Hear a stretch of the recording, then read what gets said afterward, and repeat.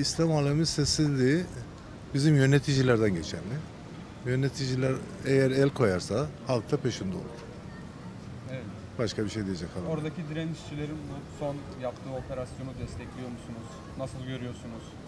Vallahi desteklemek elimizden değil. Tabii ki desteklememiz gerekiyor ama elimizde bir şey olmadığı için ne yapacağız? Bir şey yapamayız. Sizin davası bizim davamız ama ben şuna dikkat çekmek istiyorum. Sadece bizim değil, İslam dünyasında burada yer alması lazım. Ümmetin davası olması lazım.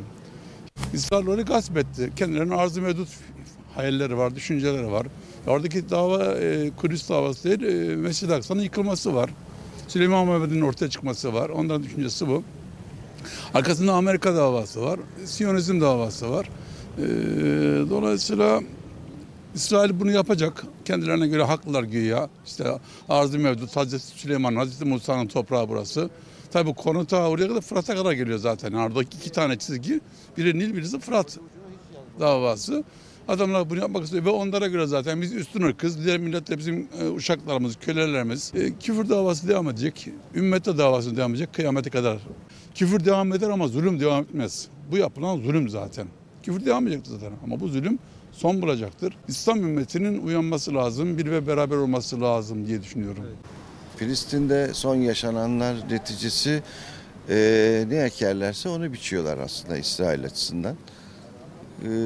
Müslümanlara bu kadar kötü davranıyor veya haksızlık yapılıyor olmuş olmasından tabii ki ülke olarak rahatsızız. Bizim Amerika'yı oradan söküp atmamız lazım. Atabilmemiz için de Afganlar gibi, Afganlar nasıl kaçtılarsa buradan da kaçacak ortamı yaratmamız lazım. Vallahi birleşmemiz lazım. Tek çaremiz, tek temennimiz bu, niyetimiz de bu. Ama maalesef böyle karıştıran insanlar. Ben şöyle yorum yapayım, kısa ve öz söylemem gerekirse. Bu Türkiye'nin yavura yavur dersin tamam da, anlarız onu da. Yani bizim içimizdeki yavurlar var ya, çok manidar mı diyeyim, çok kalleş mi diyeyim, çok daha fecisi yani. Yani anlatılmayacak kadar çok feci. İçimizdeki o pislikler temizlenemeyecek. Bu Peygamber Efendimiz zamanında da vardı. Var olacak, devam edecek kıyamete kadar. Bu böyle gidecek fakat minimize etmenin yolunu nasıl bulabiliriz? İslam alemi olarak da inşallah. Ya İslam alemi toplanması lazım. Bir mutabık içerisinde yani birlikten dirlik doğar hesabı. Birlik olmamız lazım. Oyuna girmememiz lazım. İsrail'i bombalayacak duruma geleceğiz ama burada oturuyoruz işte. Yapacak başka şeyimiz yok. Ne yapabiliriz yani? Vallahi İslam alemi sessiz yine duruyor. İslam alemi zaten biri olsa onlar oraya bir...